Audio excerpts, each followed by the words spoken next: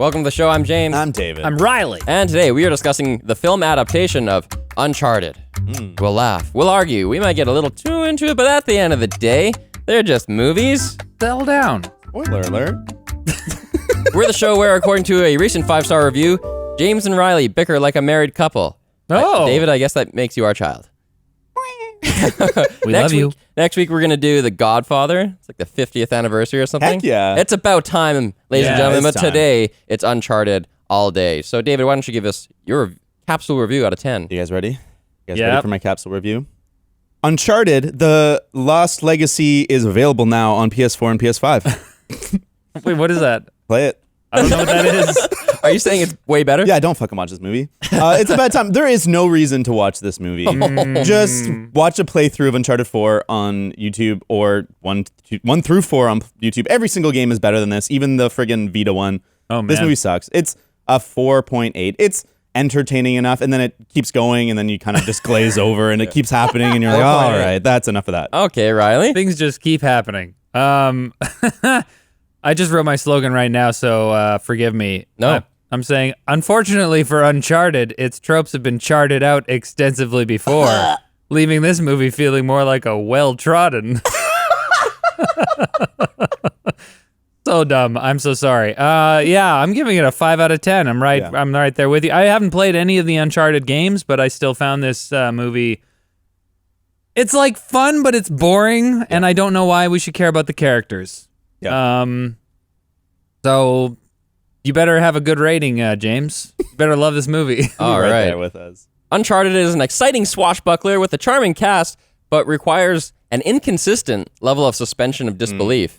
You'll be at the edge of your seat during the climax because you're ready to leave. Hey, there 6.25. Wow, okay. 6.25. I enjoyed the first half. I was like, this is, it was a 7. Yeah. It was going pretty good. Oh, really? But like I said, and then as soon as you get those ships dangling from helicopters, I was like, what God. the This is way crazier than we were. That's so funny. That's when I woke up.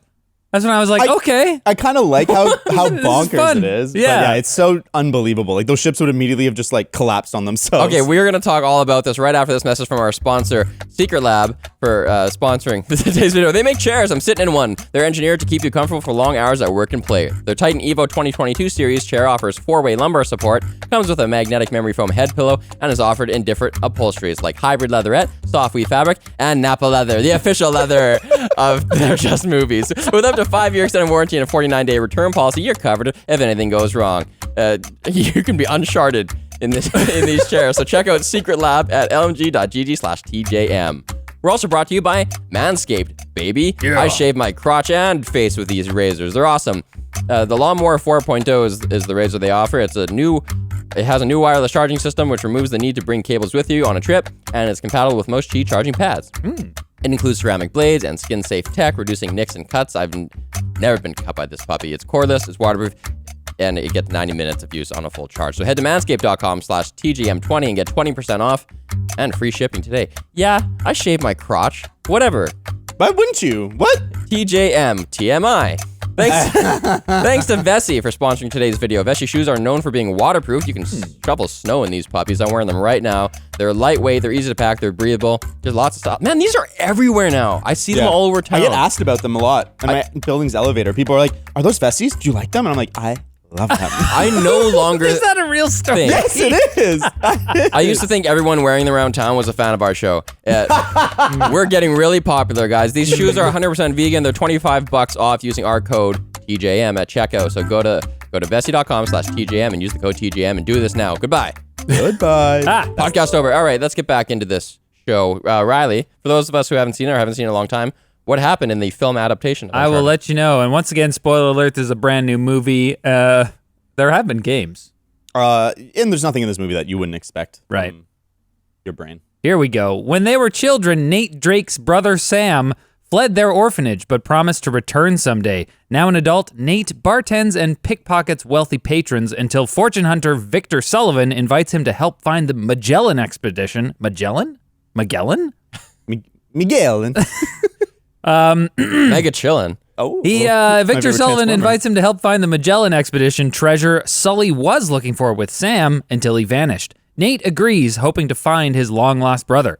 First, they steal a golden cross-shaped key before the wealthy Santiago Moncada or his henchwoman, Joe Braddock, can acquire it at an auction. Then, they travel to Barcelona, where they meet fellow hunter Chloe Fraser, Barcelona. Fraser? Fraser. Who has the other cross key. She tries to steal theirs, but they eventually team up. This will be a pattern. Meanwhile, Moncada finds out his father wants to give away the family fortune and has Joe kill him. After making their way through a secret church crypt involving trust exercises, Nate, Sully, and Chloe find a map, but Chloe betrays them, steals the map, and delivers it to Moncada. Sully then reveals that he believes Sam is actually dead because he was shot by Joe during their expedition, but Nate eventually decides to continue with Sully to finish what his brother started. They stow away on Moncada's cargo plane to the Philippines, where the treasure is supposedly located, but mid-flight, Joe suddenly kills Moncada while Chloe grabs the map. In the ensuing chaos, our heroes are knocked out of the plane, with Sully landing somewhere apart from Nate and Chloe. Nate realizes the map doesn't actually point directly to the treasure, but deduces its location using clues hidden in his brother's postcards. Thanks, bro. Unsure about Chloe's loyalties, Nate leaves her fake coordinates and finds the Magellan ships and treasure himself, reuniting with Sully. But Joe arrives soon after, forcing the two to hide as she airlifts the ship. Sully manages to commandeer one of the helicopters and eventually sacrifices his bag of gold to save Nate's life. The two ships end up crashing in the ocean, killing Joe, maybe? So as the Philippine Navy arrives, Nathan, Sully, and Chloe, who followed them in a boat, escape with a few pieces of pickpocketed treasure. Then we see that Sam is apparently alive and in prison somewhere. Surprise! And that's the end. Didn't see that coming. I love that they knew that it wasn't worth putting post credits because no one was going to stick around. Honestly, it was fun. Like we went to a press screening for this thing. We're very grateful. We're very grateful. I expected some of the people to stick around for after the credits because I feel like that would be important information. But yeah, especially because online it probably isn't there yet. You can't watch that scene. Yeah, but I guess everyone was just done with this movie, except James. What do you mean? You gave it a 6.25. All right. You were gonna have to defend this movie big time. It's not even a high rating. I'm not going to defend it. I have a bunch of awesomely stupid things to bring up. But let's talk about the fun stuff, the good stuff. Tom Holland. Tom Holland, charming man, fella. He's jacked, too. God damn, he you see him looks climbing that rope? Yeah, I know that whole montage scene. It's funny because I'm gonna have to compare it to the games, but not to be like this is different, so it's bad. I'm gonna use the games because the games actually do an excellent job with their characters, the story, the world building. Yeah, we should do a little disclaimer here. So you've played all games? I played all the games except I haven't personally played the Vita one. I've watched a playthrough, but all the other games I've played 2 the most. 4 maybe 4 the most. 4 is awesome. I think it still holds up. You can get it on PC soon or on PS5 and PS4. Do it. It's awesome. And I've played 0 games. And Riley? I've played 0 games. Probably watch them on your lunch hour, though. You do that sometimes. Watch? I've seen you. I never watch games. Okay, buddy.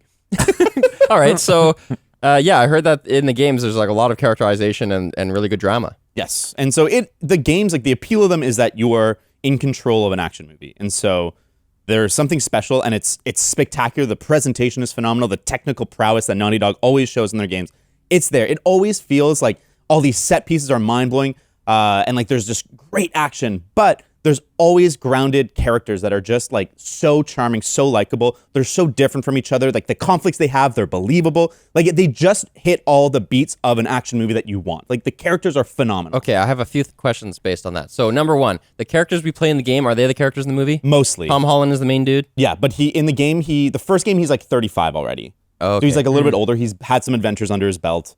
And the character that's the eyes into the movie is Elena, who's a reporter that's like, I think she's like following the story. And they fall in love. So that's a love interest of the first story. But he's not the eyes into the world. She is. Okay, and these are really cinematic type games, right? They're the type of games where your characters run around and jumping and doing stuff, and you're not controlling it at all sometimes.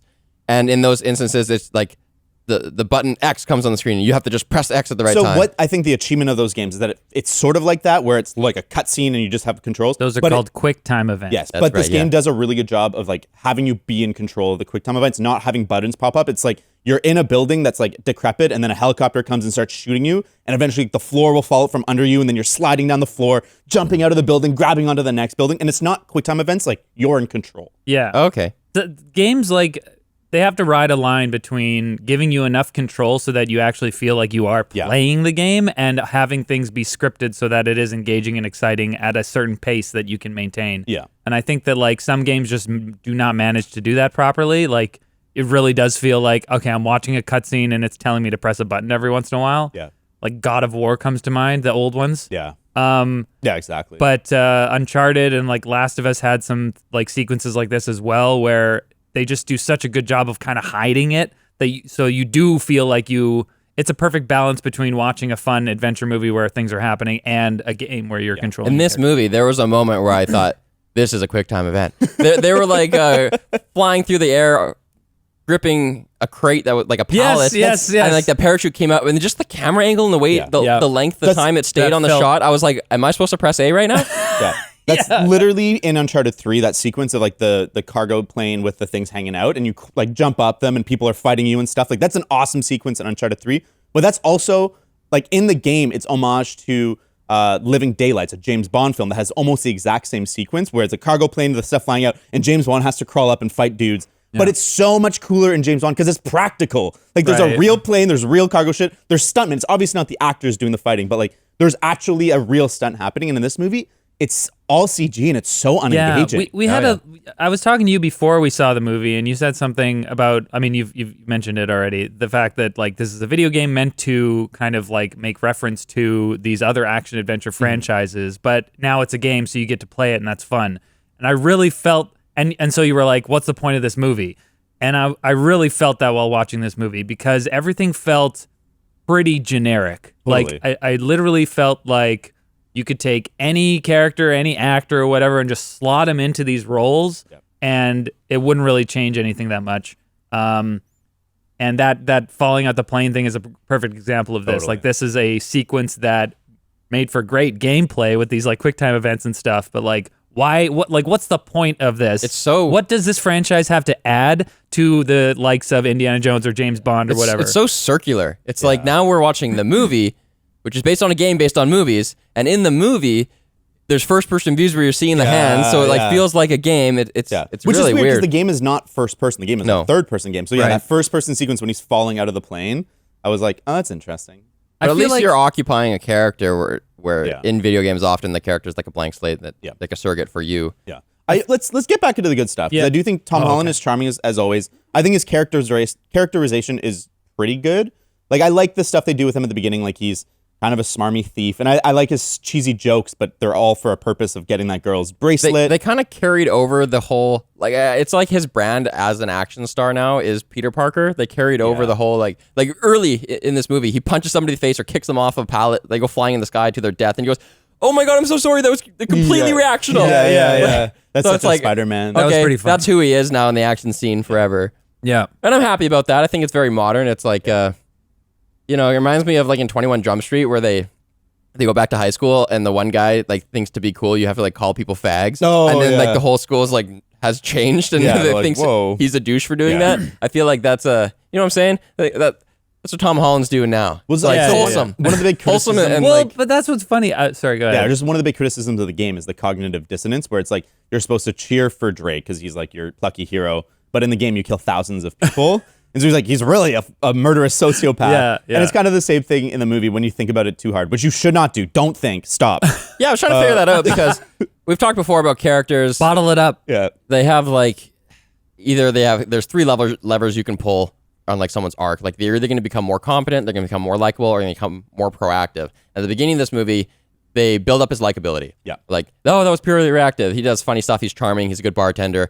Then he steals this chick's bracelet and you're like, okay, is that a character flaw that needs to be fixed? The fact that he's a thief? Or is that just demonstrating his competence? Because that's kind of what he is in this movie is like a thief, like a cat burglar. I think it's like it's a little bit of a like gray morality where it's like he's not necessarily a good guy for doing that, but I think they try and set her up as obnoxious and rich and they try and do the work there. I think they could have done something where it's like he's doing something good with the money or like he's trying to be a decent person elsewhere. Yeah. Because I agree. I kind of was like, oh, that's Nate? Okay, sure. I definitely was just a bit young confused. person trying to make it in Manhattan, you know? Yeah, and I feel like him saying like, "Oh, I'm sorry, that was purely reactional," kind of like clashes with the characterization we see later, where it's like clearly he doesn't give a shit about people a lot of the time, unless he's interested in them or something. You know, like what evidence is there for that? Well, he's stealing things, and he pickpockets the doorman or whatever. Like Oh yeah, for the keys. He's clearly like thievery is a way of life, and he's like in a survival situation where this guy's shooting at him, and he kicks him off, and then he says sorry. It just seems weird. It's a weird, especially because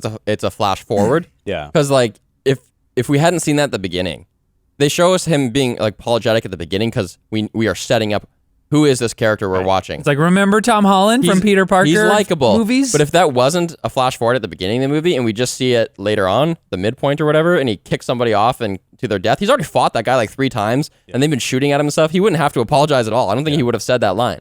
Yeah, it seems strange. Good stuff. I liked his intro as a thief because you see him like with his brother at the beginning, but he's kind of like it's his brother doing most of the stuff. I think the way they introduced Sully could have been so much better. Like I think he should have tried to do a grift on Sully, and Sully catches him, and Sully's just like, what are you trying to do? And that's kind of like maybe what convinces him to try. Because as it is, I'm like, Sully, why are you here to friggin' But he's like, because he's headhunting him. He's recruiting him. So if I guess if Tom Holland's character, if Drake just found him, then that would be way too convenient. Yeah. Man, I want to talk about Mark Wahlberg and the character's introduction and all that stuff, but I feel like I want to say something good about what's going on. Good stuff. And I think for me, the strongest part of the movie is when I feel the bond between Nate and his brother Sam. Like I feel like that's the It's one of the few times in the movie where I feel like actually, I'm interested in this. I'm feeling some emotion. You love fraternity. I do. I mean, I'm one of 4 brothers. Like, I don't know, it's built into me. But like when he finds there's a movie about that. 4 Brothers with Mark Wahlberg. His arms are huge in this movie. He first showed up, I was like, okay, it's a little too much arm for this movie, I think. When Nate finds the ships finally, and he puts his hand on it, and he's like, "Oh, we did it, Sam." Yeah. And he's like, we know that the only reason that he continued with this is because of his brother, and he feels this like lost connection. I love that. I almost felt something there. I feel when he was like holding the lighter up to the postcards and finding the hidden ink, and that's like a special thing that only they know about. I'm like, okay, I can feel something here because it's like I was just struggling to find some sort of character trait or some sort of like theme that we're supposed to latch onto, and I did find one. I want to talk about this as well, but this was like the emotional core of it, and so like there was an emotional core there. It just like it almost felt like an afterthought. Oh, for sure. Yeah. Did you guys ever believe that Sam was actually dead? Because in the games, Sam is a main character in Uncharted 4. Did you guys like really believe that he wasn't? No. Yeah. 100% no, because no one, because I've seen movies and no one saw him die. Yeah. No, like because Sully's saying like I was there was shooting, and then I ran away. Yeah, so he didn't say I saw him die. So he's not dead. Died in my arms or whatever. Yeah, I did actually believe in the relationship between Sully and Drake though. Like when Sully tied his tie. Like there was some connection there. I actually thought, this scene means that Sully's a villain. He's going to be betraying him later because why would he tie his tie now? It wasn't that. It was a touchdown to foreshadow that their bond is like kind of the big thing in the movie. Right. I liked what they did in the movie. In the games, it doesn't really feel like Sully is grown up Drake, whereas in the movie, I think like that's sort of what they were going for. Is Mark Wahlberg is like Drake 20 years later. Oh, really? I felt like that in the movie. Like that even the way they style them is sort of similar, like their look is sort of similar. Yeah. And my guess is that they used Mark Wahlberg because they originally cast him as Drake. Right. And then, is that true? Yeah. Yes. Okay. Yeah. And then they're like, well, we already have the contract. He's a big actor. We might as well like recycle him and put him in another role. That was back in like 2008 when they first started. 2008, really? Yeah, started getting. Because there was like this started the wheels on this started turning after the first game, which was an early PS3 game. Yeah, Wahlberg's got to be like 50, hey? Yeah, but he looks good. He looks like he could be 40. He could have played this like older Drake from the. And I think most people like the older Drake. Those stories are kind of more interesting anyway. But I do like their bond, and I like the arc that Mark Wahlberg goes through. I think it's like the like thieves never trusting anyone. They push that a little too far. But at the end, when he has to make the choice of gold or Drake, and he does it, I was like, okay, yeah, sure, they got there. Trust theme is the big one in this movie for sure. Is that Drake's arc? Does he have an arc? And does he go from too trusting? No. To he's not trusting enough to just trust a good level? Weird, yeah. So his big arc is obsession. So he's obsessed with finding these things. And then by the end of the third game, by the end of the first game, he's found balance. And so the beginning of the fourth game, which is set later. Oh, you're talking about the games primarily. Yeah, he's retired and he's found balance. And when his brother comes back, his brother is like, what happens if like Drake never found balance and is still obsessed with this stuff, and like you're watching him lose himself because he just couldn't stop thinking about it. Whereas Drake found love, he found balance, he found a life, like he's living in like New York or wherever, and so that's more the arc is like realizing what's important. And but what about in this movie? And what's his arc? I think it's hard for me to pinpoint. Competence? Yeah, like learning to not trust people. Yeah, I just thought of that like half an like, hour ago. which is so weird because it goes against the whole theme that I was gonna like say is another positive of this movie. The fact that like there is this like it's almost like they forgot about it at certain times, and then they were like, oh yeah, trust is a thing we care about in this movie. But it was there, you know, kind of like the relationship between Nate and Sam. That relationship, that theme of faith and trust is there. Like the pirates required 2 keys because they didn't trust each other. But then we kind of learned that as they're going through the traps and stuff, it's actually that they required each other to trust each other in order to like, because, you know, one person's in hell and one's in heaven or whatever, and they have to both do it at the same time. So it's like that is a theme there, but the fact that Nate's arc is to like, the right thing to do is to give Chloe the wrong coordinates because you don't trust her, and he's like, you're learning. Yeah, I don't know what it's trying to say there. Yeah, I don't understand. So I think it's just bad writing. Yeah. Because it goes completely against the theme. Yeah, that's what I'm saying. Is he too trusting at the beginning, and then he learns to not trust as much, and that's when he tricks her. Right. But then at the end, he does trust Sully again. I feel like at the beginning, they're not establishing that he's too trusting. Well, he trusts Sully, and it's always Sully not trusting him, and it's Fraser not trusting them when he's like standing in front of their car. And he's annoyed, and all these hurdles present themselves because they don't trust him. Yeah, and he wants to trust. Like he wants to, he wants everyone to work together. He doesn't try to double cross. And he wants to have connection. And then I guess the all is lost in that regard would be when he's telling Sully, like, no, we didn't do this together. I'm here for this other reason. We don't have a connection. Well, yeah. When Chloe steals the map, and then like it seems like they're screwed, and then he does that when they found the ships already. Doesn't he? No, like when they're in Barcelona and they're going through the crypt and they think they're gonna find the gold, and then they find the vases, the big pots, and it's not the gold, it's the map, and Chloe double crosses them and steals the map and goes away, and then Sully tells him, your brother's actually dead. That feels like the all is lost moment. I think that's the midpoint. Oh, well, what's the all? I don't know.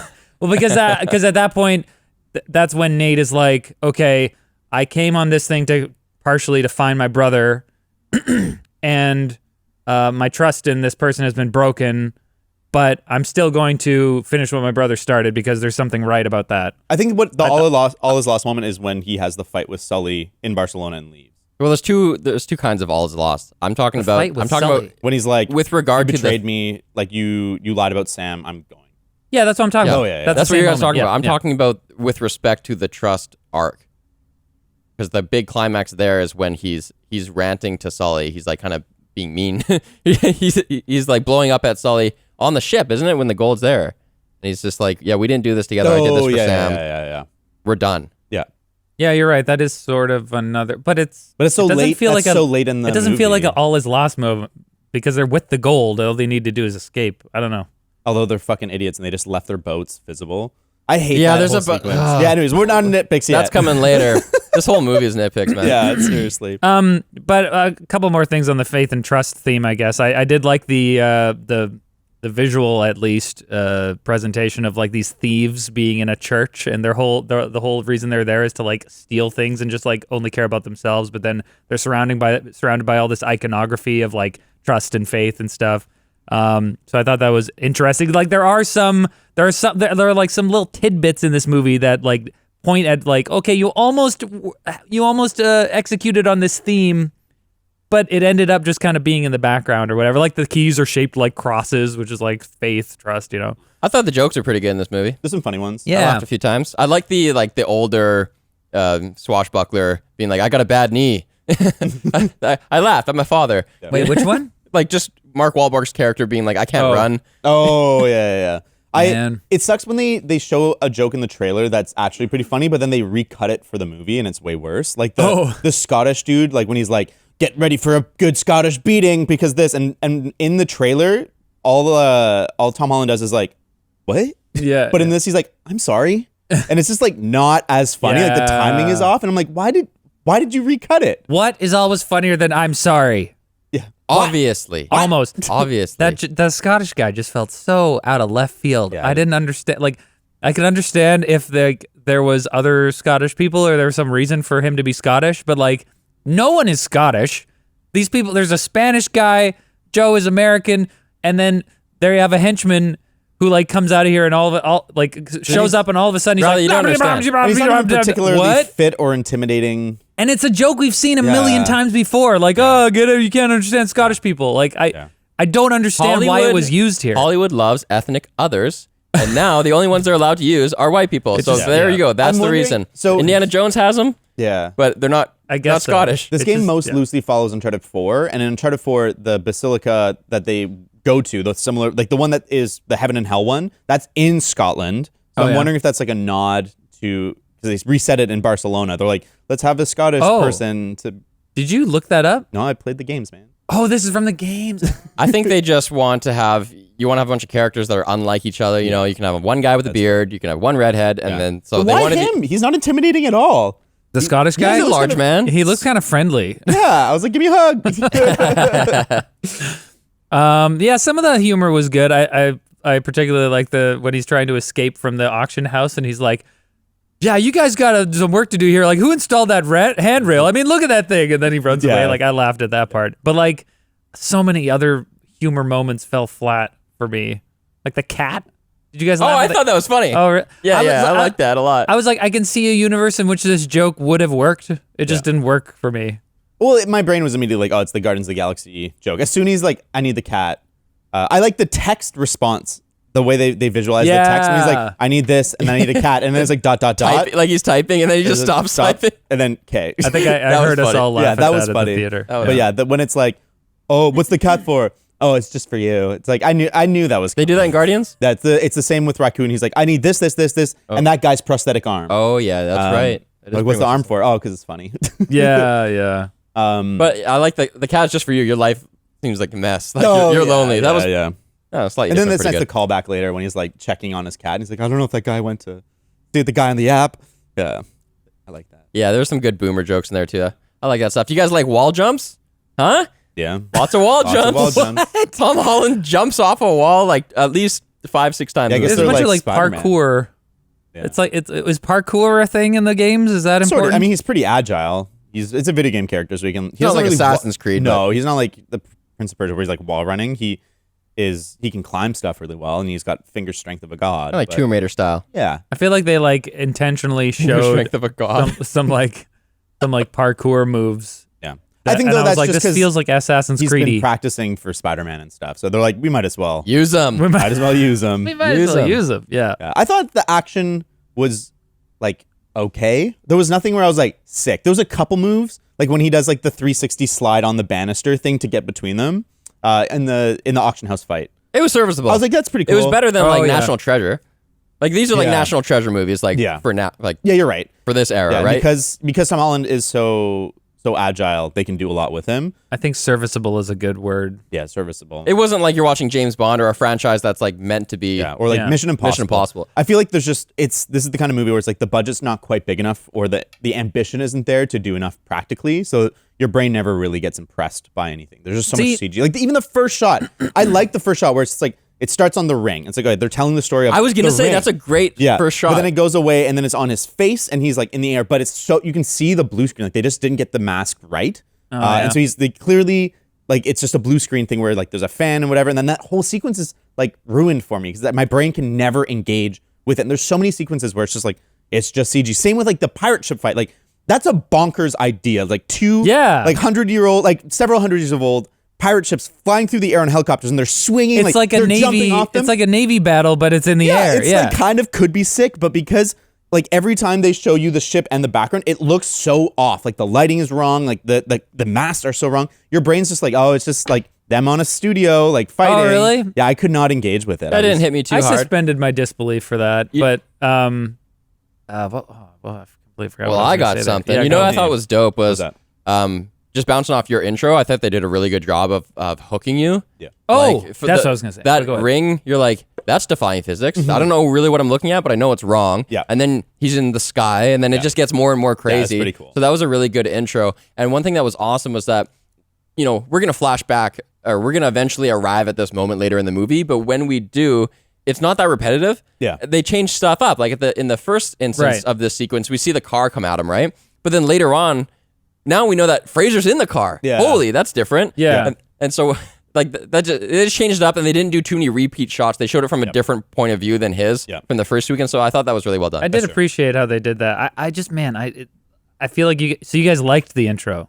I thought it was really weird. It felt like a YouTube appetizer type of thing, like what we were supposed to do for the algorithm. Like you hook the viewer's attention, and then you get into the meat of the video. Yeah, that's what they do now. They have to. Yeah. Well, most movies. but it just okay, maybe this is just me because I was like, I know what this is, but it was also felt weird because like this scene is like the big Uncharted scene that everyone knows about, and it's like it's been in the trailers and it's been in the games, and so it's like it just seemed weird to like start with it because it's like I know that this scene is going to be in the movie. You don't need. I'm not hooked when you show me what I already know is going to be here. See, to me, what I like about it is that it's like, oh, that big scene, like we're starting with it. You don't even know what's coming up next. Oh, yeah, that's kind of good. I like that because like if they were saving it, it'd be like, all right, like when's that scene gonna happen? When's the scene gonna happen? Instead, it's like I don't know what they're gonna do. It's kind of that Rick and Morty thing though, where they criticize starting a movie with a big action opener like that, and then being like 3 weeks earlier, and like just start your story where it starts and make that that's interesting. what I'm saying. It takes a long time for there to be action again.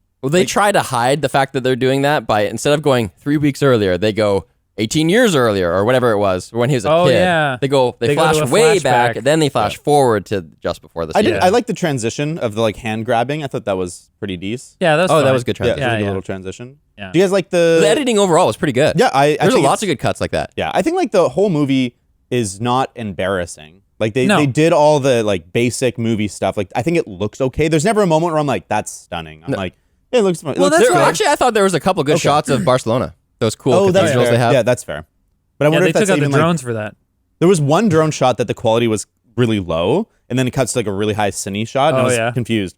But I agree. But it's probably a different unit. This is why I gave it a 5 out of 10 because I just don't really know how to feel. Like I sort of enjoyed myself, but at the same time I was just really annoyed and like cynical. And so at the end of the day, I'm just kind of like, you guys, you made a fun-ish action adventure romp. It's not a piece of shit. Yeah. It's not good. I thought it either. was slightly better than a 5 because I felt like if I was like, oh man, I just bought 3 tickets for all these teenagers and I took them to this movie, I wouldn't have been pissed at the end. I thought it was like, this was all right. Yeah. It wasn't junk. It wasn't like Mulan or something. Yeah. Yes. I think yes. on a different day I could have gotten to a 6.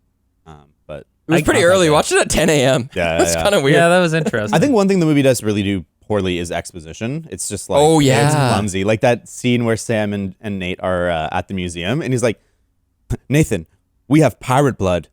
At least that's what our dead parents said.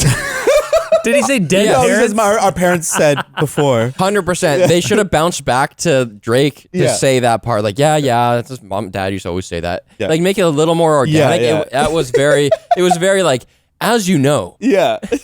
Yeah. That got me. That freaking got me. Okay, can we get fully into criticism now? Yeah. I Let's think so. criticize it. Let's criticize. I don't I even know I where got to one start. more positive Okay. thing. Yeah. The 2 people they cast as the brothers actually look like brothers. Yeah. And Sam and Nate, the child versions? ones, I was like, yep, those are brothers. That like it was kind of funny because it felt like the production quality or I feel like it was mostly their performance. I don't want to say that they were bad actors, but it just felt like a tone shift. It was like we went from sort of feeling almost real to like now we're a CW TV show. Yeah. Like Well, I think the kid was particularly bad. I think the older brother was okay. he was Yeah. all right. The younger Younger kid was brother. He kind of seemed like deer in the headlights. It felt like he was overacting a little bit. It felt like he was like trying really, really hard to be this like I'm a gritty older brother with a burden. Yeah. Like Speaking of overacting, Antonio Banderas. I am the villain. I talk like this in real Yeah, I life. wonder- Like, no one talks like he that. wasn't horrible. No, he just, he's a good actor. It's just an unrealistic voice. Like, I've just been drinking whiskey all morning. I've been playing villains a lot, and this is what I do when I play the villain. I love that he's chewing the scenery so much, but you can just tell that his preparation was the 5 minutes that he was on set before they started shooting.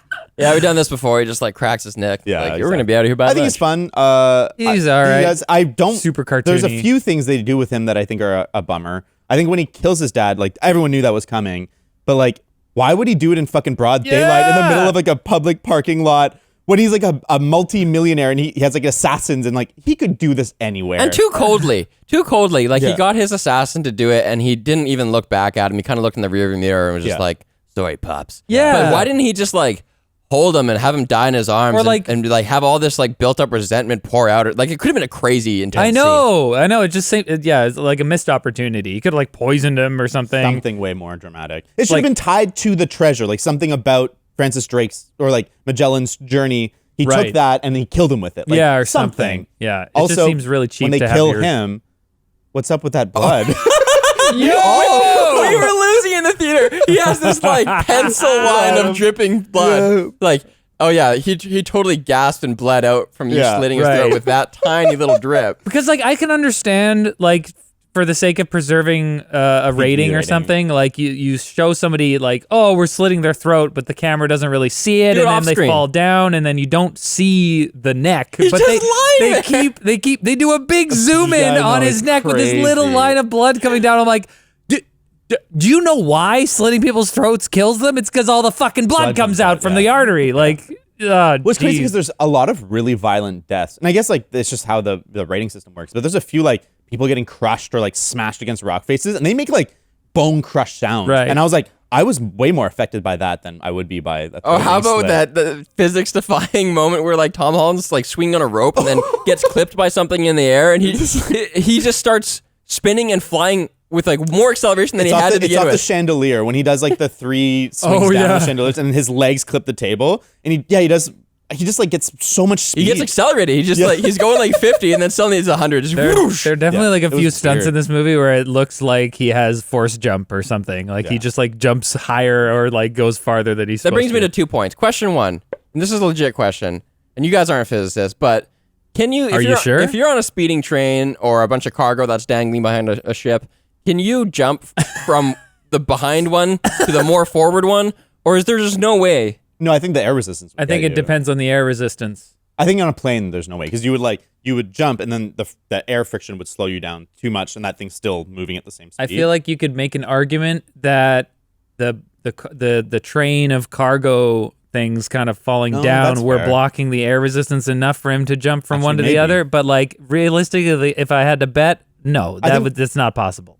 Like, okay, so when you're hanging on to the pallet, you are one body with the pallet. You're moving in the horizontal plane the same velocity as the pallet. Your momentum is right? conserved. And then when you do a dyno, as they say in rock climbing, and leave the rock and like jump to the next thing, Yeah. you would have the velocity. Like you're Yeah. no longer part of that body, but Yeah. you're in the sky, and relative to the sky, you have the velocity of the cargo, so you should still be moving forward, right? As we say, we're not physicists, but as I understand it, yes, when you're on a moving vehicle, if you jump forward, your velocity gets added to the velocity of the vehicle that you are in. So he would technically be able to jump forward to the next one, but air resistance is also pushing him hundreds back. of kilometers. Plus, also, dynos are hard, man. They're really hard. You think you're fit, and you can just like go "Hooah!" and jump from one thing to the next.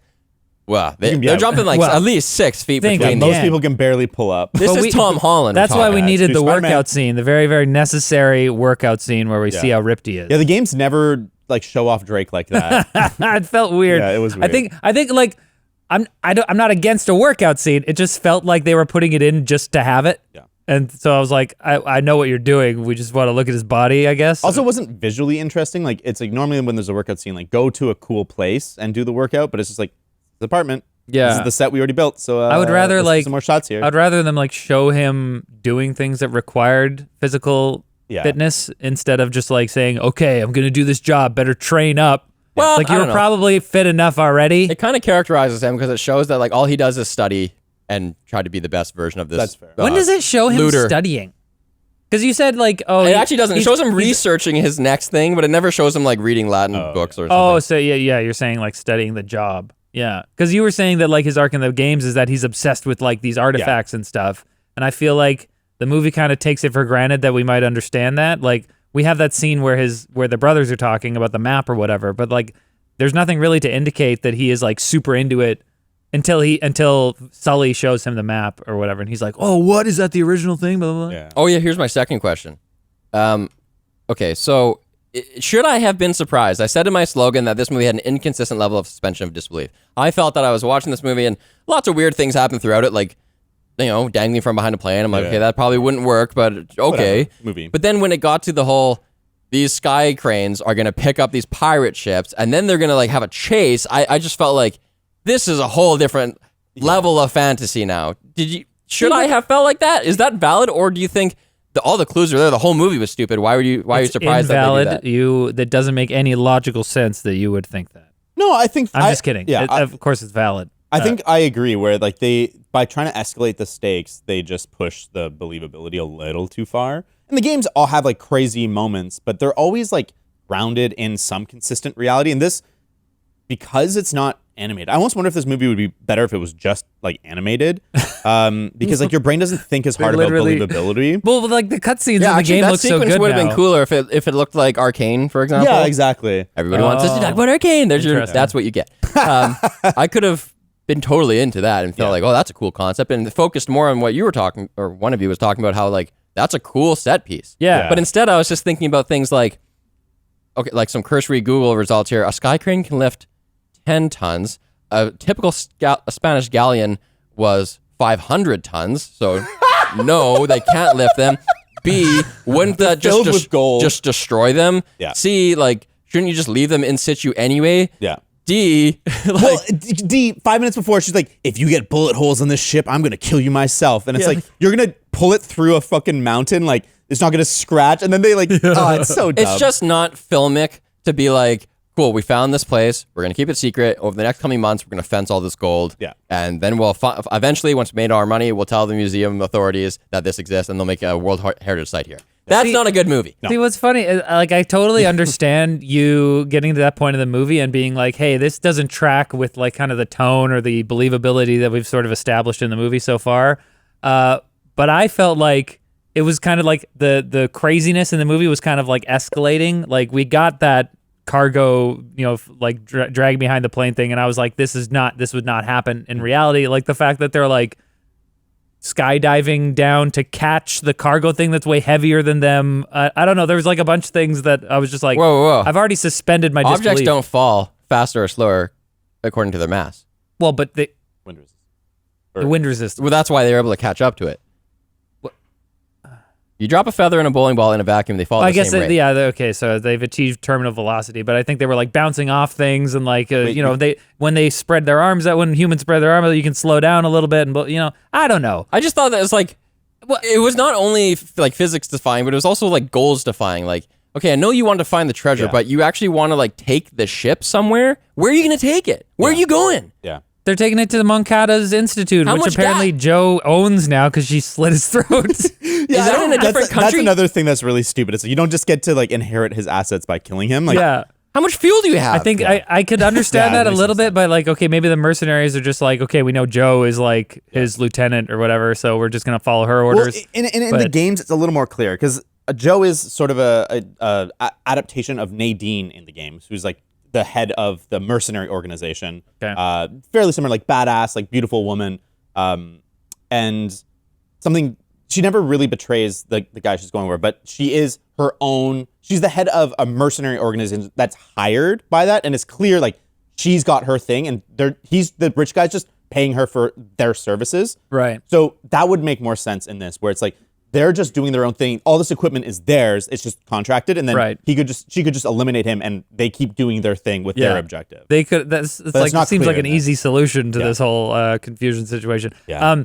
But to get back to the ships, like, so what I'm saying is that everything was escalating up to the point that when they lifted the ships out, I had the same thought. I'm like, I don't know if helicopters could pick up ships that heavy. No. But when it was happening, I was just like, I don't care. This is fun now because it's like there are ships in the sky. It's like an airship situation. When they swing, especially when they swing, like prepare to board, and they like shoot their grappling hooks and they board one ship. We were laughing out loud in the theater. Yeah, I like when the henchman dude like punch lands on the boat. Like he jumps and he like punches the ground. What the hell was that?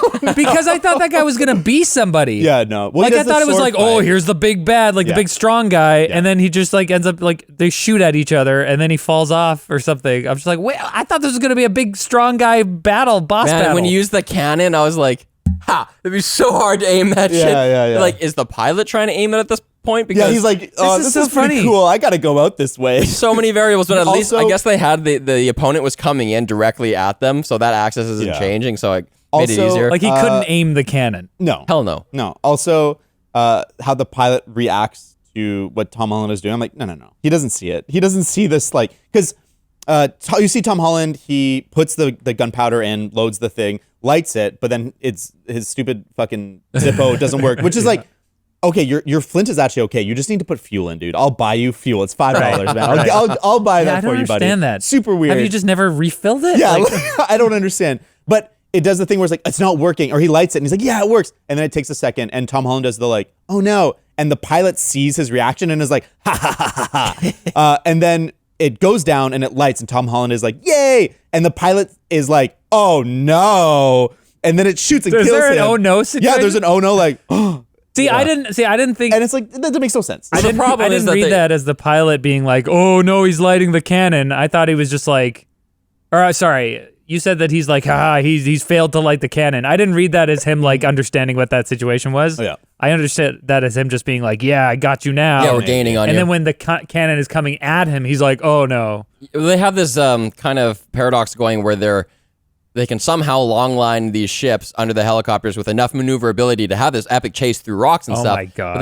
But they don't have enough agility to dodge this cannonball. Yeah. So anyways, it sounds like we are squarely into hit picks and nitpicks Oh, for sure. territory. Yeah, big time.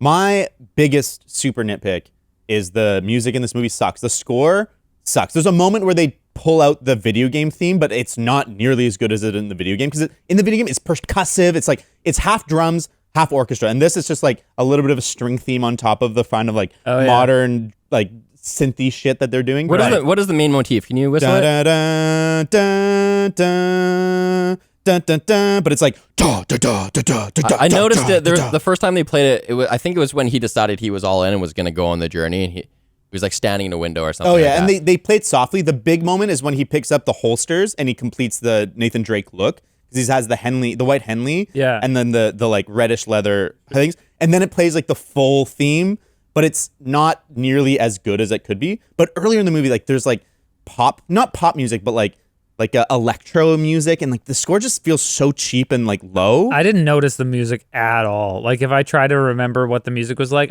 there's blank. I don't. Oh, that seems like low hanging fruit. You already have a score from the game. It's a great score. It's an award-winning score. Is it? Yeah, I'm sure. Yeah, actually, I don't know. It wins David Awards. give it an award. Yeah, Classic. David Awards. I bet it's won an award. It's got award-winning to. show. And by that I mean it should be award-winning.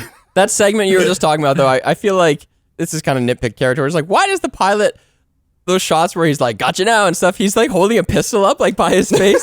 Is that supposed to just make him look more badass, more demonizing? It's like they're or getting the shot and they're just like a bit closer to your face. We can't see the pistol. Like, what was their plan? Like, once my ship gets really close to theirs, what? You're gonna kill the pilot and the ship's just gonna plunge to the ocean and yeah, that is funny. be obliterated? Like, It's what like was the chase? They don't really have weapons on the helicopter to shoot at each other or whatever. Are there people still on the ship? Not really. It's like a dog chasing a car. Like, what are you gonna do when you catch it? What is Yeah. gonna happen? Man, okay.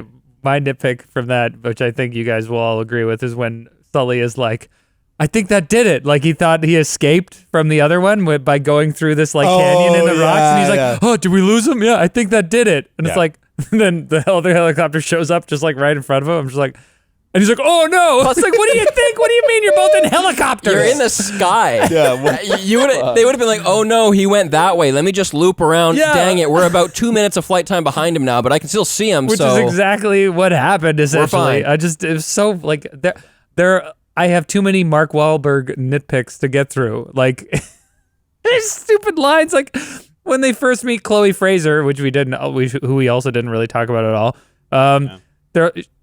he's like, you think I can't spot a tail? And she's like, I've been following you since the airport. And he's like, really?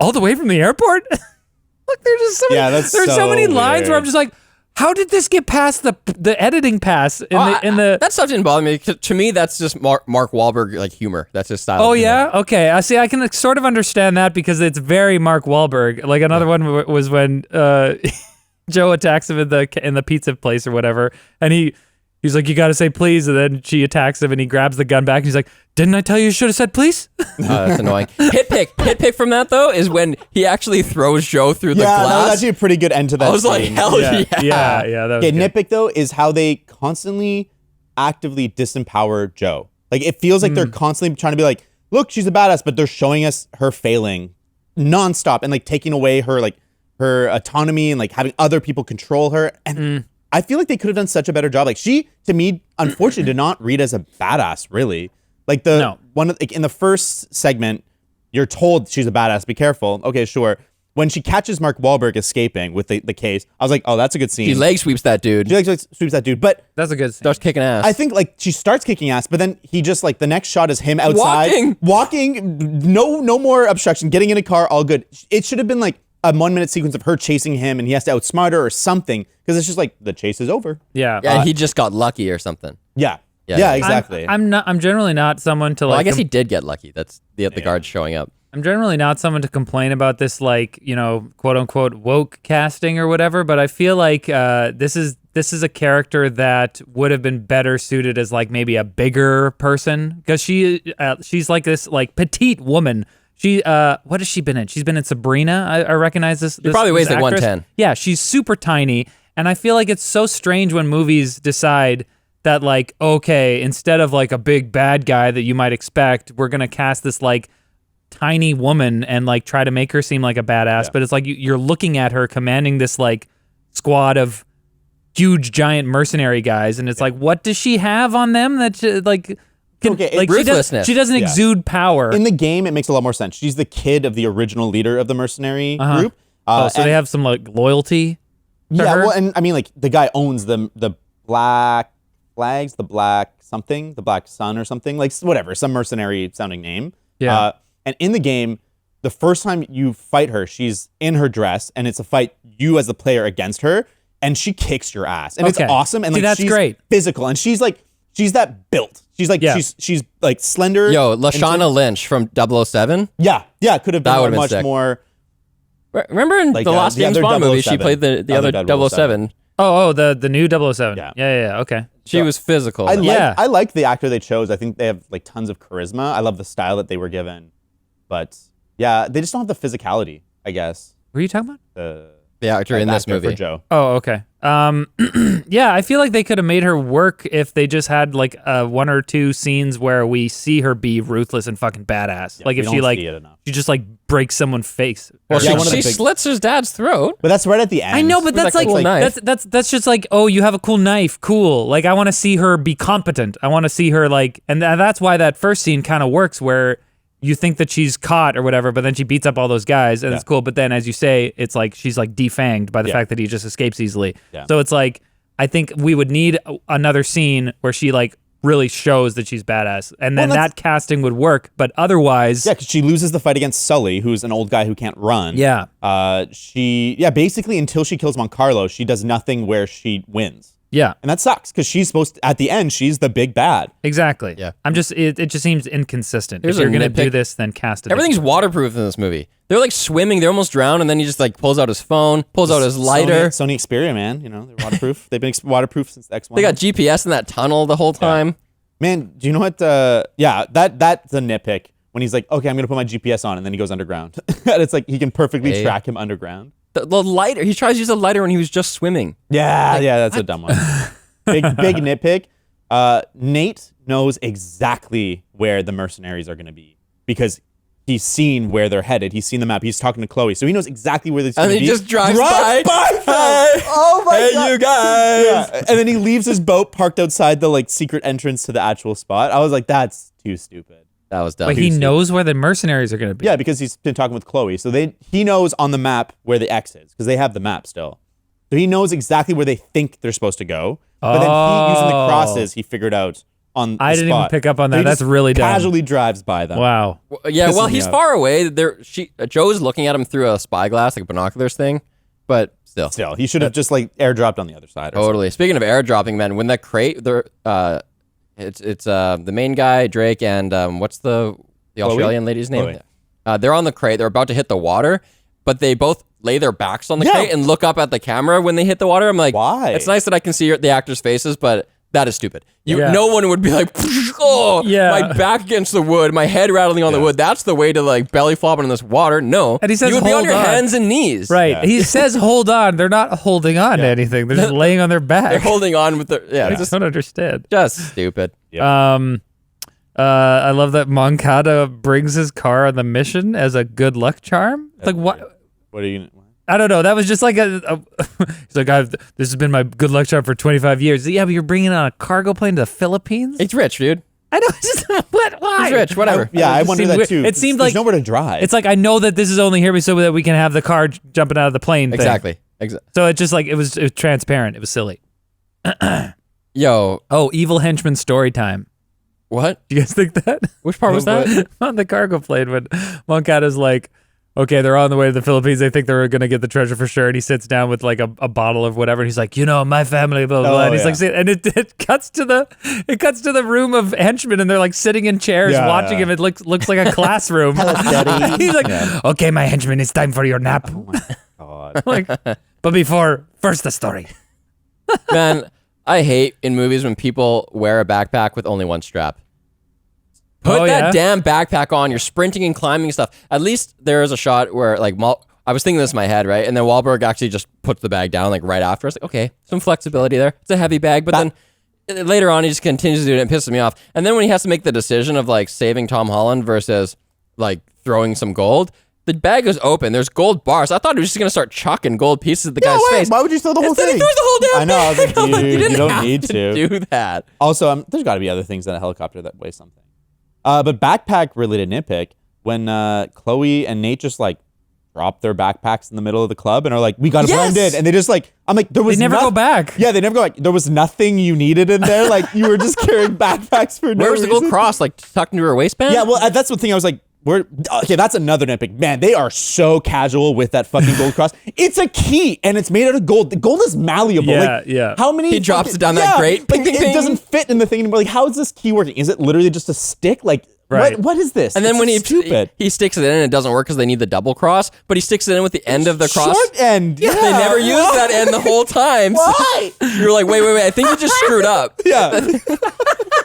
Wait, Nate, try it again the other way, though. The way that doesn't make sense. Every time. That makes sense to not an idiot. Hit pick, both little nods to the games. When he opens his treasure chest in his room and there's a little Naughty Dog sticker. I was like, okay, I sure. saw you reacting to something that I didn't get. Yeah, it just said Naughty Dog, or the little logo. And then when Nolan North is on the beach, so when they first arrive at the beach, that's the voice actor of Nate in the game. These are hit picks. These are hit picks. Okay. You again. I was like, we were like, oh, that guy cool, and I was like, who is that? Yeah. So he's the guy who plays Nathan Drake in the game.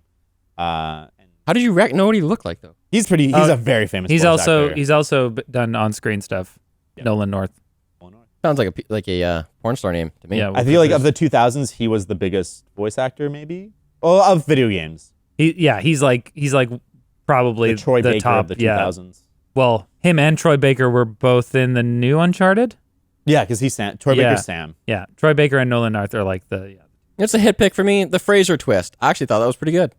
When it turned out Fraser was working for him the whole time. No, I was so annoyed. I was like, why are these people double crossing each other every 5 minutes? Well, they don't. It's like I get that like I get by the end of the movie, I was like, okay, so that's like a thing. Everyone double crosses each other, but it really felt like on an action adventure movie like this, especially where we're doing all of these trust exercises, he saves her life. Yeah. She softens up a little bit, and like it seems like they're growing closer together. But then at the end of the movie, there's no bond there. No, they see her on her boat, like on the water, and they're like, ha ha. Yeah, and she's like, oh, you scoundrels, you gave me the wrong coordinates. And it's like, wait, what? Is there no growth? Like, I just felt like you would expect to see this sort of like growth towards the finishing of an arc, and it was just like constantly undercut by her double crossing them like 4 times. I like that they went for something different, because I feel like the thing that's expected is that at the end of the second act, she betrays them, does the big betrayal, and then they're like, oh, we hate Chloe. But then like she has her moment, and at the last moment she comes in and has a hero moment and rescues them. Like that's what I was Right. expecting. Right. But the fact that they didn't was kind of neat. But it's just It's open-ended, though. She'll be in the sequel. Oh, for sure. Yeah. If there is a sequel, I don't think anyone's gonna go see this movie. It's like such middling reviews. Wait, And, really? like, It'll make money. It'll make enough for a sequel, I think. Another nitpick, she even outruns know. Tom Holland in those like boots she's wearing. Yeah. Like, come on. Yeah, that was definitely a She just nitpick. sprints off in these, at least it's a 1-inch heel or something like Yeah, that. it's- That felt does. unbelievable. And also before that, she lifts the cross out of his back, I guess. Ow. And I'm like, did she even touch him in that Yeah. scene? No, she didn't. I was a little annoyed by that, but I think there's enough wiggle room where it's like she has been following them since the airport, so she could have lifted it at some point in the crowd. Sure. No, I think that if she lifted it in the crowd, then she would just not meet them. Yeah. Also, why? So it's implied that she took it there and she doesn't touch him to actually get Well, the she cross. doesn't want to arouse suspicions. She still meets them. They just need. What do you mean? She has the deal to meet them. If she doesn't show up, then, They would have no idea where to find her. yeah, it's true. They just need to have better backpacks and a case for the fucking key, man. LTGstore.com. LTGstore.com. Yeah, why don't they have it in a case? Just put it in a fucking case. Is please. if you're gonna have people with like super incredible pickpocketing skills in a movie, at least like do like what when he bumped into the doorman or something. Yeah, It's that like, worked. Just have something happen where we're like, oh yeah, they bumped yeah, into when him. they're Yeah, walking yeah, through a yeah. crowd. But you can't do this thing where it's just like they magical teleport things out of bags. Like she should have hugged him or something like that when they meet. Yeah, or something. I'm Chloe. Hug. Jeez Louise. Gotcha, bitch. And also, she was not likable at all. Am I wrong? I'm like, I hate you. You're annoying. She's just like sassy for no She reason. didn't annoy me. Oh, I thought she was alright. Okay, maybe this is just a problem with like I wanted I to hate talk Australians. I do. I was like, is she British, Australian? And like after a couple scenes, I'm like, oh, okay, it's Australian. So it's But, like, I like Australia. I think in the game they do a better job characterizing her. Riley may hate But Australians, it's because they don't introduce her as a betraying, like, conniving lady. They introduce her as, like, your teammate. And you're like, nice, I actually like her. And they make you think that, like, she's a good person. And then they betray you. This is, like, from the get-go. Exactly. You're like, she's going to betray them. Like, what are Exactly. why are we investing into her? I just didn't understand, like, the movie didn't do enough for any of the characters to make me care about them. Like, Nate has his brother thing, and that's something. And there are some moments where that comes back, and you're like, oh, yeah. But, like, Mark Wahlberg as Sully, I didn't believe, I was like, who are you? Why do I care about you? I get that you're telling me that he's this, like, jaded guy, and he's like, watch out, he might double cross you, and he only cares about money. But, like, his performance was so wooden. Him and I was surprised that I was so disappointed in Tom Holland's performance, but like I was just like, who are you? Are you Peter Parker or are you somebody else? Because it seems like you're just kind of like riding a line in between. And Chloe Fraser, the actress, I was like, you're just hostile all the time, and it's not funny, it's not charming. It's just annoying. And so I was just like, I didn't care about any of the characters. And that was a big reason why I took a bunch of points off, because I was just like, if this was the same movie, but the characters were more likable and the performances were better, I would have given it a higher score. But like, I just didn't give a shit I about don't these think characters. there's ever a full scene. wound Certainly up. there's not a sequence where it doesn't end with her betraying them. Like there's no give and take with her, like her relationship with the audience or the characters. The one part would be when she says to Sully, when are you going to tell him about his brother? That's Then true. at that point, she's on our side. But then at the end of that sequence, she knocks Nate out and steals the map anyway. So. Exactly. After she had already double crossed them before. So it's just, they don't do enough. So it's 3 times. Yeah, they don't do enough with that character. It's 3 times. She steals the cross, she steals the map, and then she steals the fake coordinates. And it's like, are we supposed to care about this person? Because I do not. She's an Should ass. they have banged? Well, He just they, worked they all were, night. The movie they were made you think- shirtless in the same bed. yeah, the movie made you think they were gonna do something. If it was James Bond, they would have, but this is PG-13. He's or whatever. shirtless, looking at the postcard. She comes out in a bathrobe with one shoulder Yeah, off. well, that was that? I was just like, okay. Oh yeah. What do you guys think? I like the joke when Nate breaks into Sully's house, and Sully's like, "Oh, he's like, oh, do you want a drink or whatever?" Or no, Nate's like, "Oh, can I get a drink?" I can't remember what it is, but The Virgin. he's like, "Oh, I made you a drink," and then Yeah. cuts to the Shirley Temple, and it's that, and then I guarantee that the Shirley Temple line, it's a Shirley Temple. That's a pickup line because like the way they cut it, there you don't see a face, you don't do it, and like the audio quality is just like slightly different. Guaranteed, it's a pickup to explain the a joke. pickup line. Oh, Yeah. So like originally they because weren't going they to just say. showed it and like people didn't get the joke. They're trying to they needed cover as a it. Pickup. I mean, I didn't know that was a Shirley Temple. Exactly. You'd be like, oh, it's just this should have been like a girly drink with an umbrella or something with a bunch of fruit. Sort of. Not that there's anything wrong with cranberry girly drinks. juice, I like love. Departed. I think there is something. Hey, let me I think think there about is something morally wrong with them. Shirley Temples. Oh crap! I guess that's his line that he says all the time. Oh crap! No. You guys missed it, actually. That's the location where the boats are. It's a temple called the Shirley Temple. That's like the missing piece. Okay. That'd but be like hilarious. I didn't know that was a thing from the games. I looked it up afterwards, the crap thing, and there's like a compilation of all the times that crap, like crap, Nathan crap, Drake. crap, crap. Yeah. Oh crap! Yeah. But like I haven't heard someone say "oh crap" in I don't know how many years. Yeah. So it just felt so weird. Yeah. I was just like, is this a kids? Like it is a kids movie, I guess. Not really. Yeah, it's a kid. It's an action adventure movie. It's for everyone. It's a blockbuster. Yeah. I wouldn't say that it's a kids movie in the line of like Pixar or something. No. but It's like, a kids movie in the line of like, National you're Treasure. 13, let's go. Yeah. Yeah, it just seemed. But like he also says shit at times, doesn't he? Yeah, Is there once or an twice. F-bomb? Is there one F-bomb? I doubt it. Yeah, probably. It's I don't thi- PG-13. No, I You're don't think allowed there's one an F-bomb F-bomb. in PG-13. Really? But I don't think that you I don't think they have an F-bomb here. But it just felt like this character wouldn't say, "Oh crap." I don't know. It's just like so funny to me. Another nitpick, when they go to the auction house, which I think is like a good setting or whatever, when they cut across the street, they're getting out of their like Rolls Royce or whatever, and they're in front of a deli.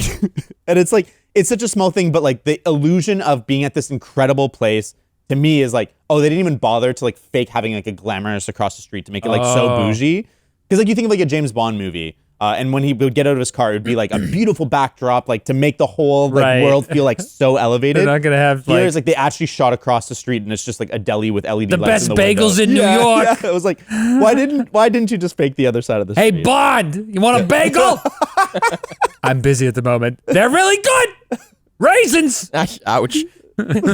One thing that really bothered me, and this is like kind of a problem with any treasure hunting movie, is that they're like, oh, there's all these secret routes and stuff in the city that's been built on for 500 years that nobody knows about. And like the illusion's pretty good. Like they start in the church, they go through the tunnel, they get to the club. I'm like, okay, When that sure. fountain drained, I'm like, they don't have maintenance? Yeah, exactly. They never even checked. And the big one for me is when they get through the fountain and then they're at the door where they need the ladder cross. Sully just looks through a grate and sees them. And I'm like, oh, they've never checked what's at the bottom of this fucking grate. They've never looked and seen like a fucking magic door. Like, what? Papa John's, man. They don't give a shit. I don't always love product placement, but that one actually made me laugh. Papa John. I'm literally in a Papa John's right now. Yeah, in Spain. Yeah. Sort of like a broader nitpick or mid-pick, I guess, is like Moncada as a villain. Like, because it's kind of like he's set up as the main villain, but then he gets ganked before the climax. Ganked. And it doesn't make He Joe gets fucking ganked, dude. It doesn't make Joe feel more badass. No. Like, it could be a moment where they like utilize that to make her be like, she's so ruthless, but it was Yeah. like more just like, she's impulsive. Yeah. And it kind of sucks. They And didn't pull it right. What if And she? it's- What if she convinced all the other mercenaries to kill him? That'd be she way didn't better. do it herself. That'd be way better. It was just weird because like they didn't spend time to invest in like us caring about her as a villain, because we care about Moncada as a villain sort of because he's actually has like a familial connection to the treasure, so there's some like deep Yeah. like It's kind of cool motivation. link there. Yeah. But then they just get rid of him, and I'm sorry, I don't care about like Joe Bangladeshi Vault Hunter number 5. Like who are you? I don't care. Yeah. So now we have like this like gutted climax that could feel emotionally powerful, but doesn't. Stupid. Nitpick, also hit pick, mid-pick. In the games, every game has a supernatural element where like it's like Indiana Jones. Where, Oh, really? Like they'll like open a tomb and they unlock like ghouls or there's Yetis in the second one. And like but when you just say it, it sounds really goofy, and it is. And I like that they didn't go for that in this movie because I think They did. Pirate ships dangling from helicopters. it's the spirit of Francis Drake holding them together. So I like that, but then it's also like kind of a bummer. Yeah. Missed out. I want some supernatural. That is a simultaneous. I want just like a hint of it, you know, just like a little like A hint Yeah. would be good, because I feel like when these like franchises, his brother's ghost. yeah. when these franchises like go full on and be like, yes, spirits exist, these forces exist, and then it's like, okay, well then you're opening Pandora's box to like any sort of thing like Yeah. could happen. Literally you know? Tomb Raider, the second movie. Pandora's box. Yes. And I mean, and also like Raiders of the Lost Ark did this. I guess Indiana Jones did it and it was fine because like there are like spirits and stuff. They open the Ark of the Covenant, like everyone dies. But like, I like it better when it's just like hinting at it. It's like, maybe it's there, but maybe it's not. And we don't really have to think about it that much, but it's like makes things more interesting, you know? But like when the lore is expanded like that, I'm like, okay, now is a demon's going to invade from another dimension? It could happen. Yep. Now it's time for a new segment called Fan Service. Hey! This time, it's so this is a response to last episode about Forrest Gump, where someone online in the YouTube comments had a good point. This is Ahmed AZ Anwar. He says, about Jenny and the debate of whether or not she's like using Forrest, like is she just so evil? In Jenny's defense, he says she returns to Forrest at the lowest point in her life, and it would have been so easy for her to just stay because he's already rich by that point with the bubblegum shrimp business. But at that point, she leaves. Oh. At that point, she leaves When she's ready to which go. would have taken a lot of courage and stuff. Yeah. The easy thing to be someone who's using Forrest would have just stayed then. But she loves Forrest, doesn't want to take advantage of him and stuff. So then she leaves, and then while he's running for years, 3 or 4 years, that's when she like turns her life around and eventually enters the picture. Though granted, she does enter the picture after she knows she's dying. I wonder if she had tried to contact him before, like had showed up again, but he was just running. Maybe. I think that's an interesting perspective because it's like, yes, it would have been the easier way. So it's like, in some ways, we would like take points away from her for like staying with Forrest. But at the same time, I'm like, that's 100% the right thing for you to do from like a mental health perspective and like general overall life healthiness. You know, it's like, he loves you. He's there to support you. Like, put yourself in a situation where the people who care about you are allowed to. She wasn't on that level yet, though. I know it's and that so psychologically it makes sense that she left because she was still there. I'm just saying that like it still feels sleazy to me. Like, good point. I hadn't thought about that. She would feel sleazy if she stayed with Forrest at that point.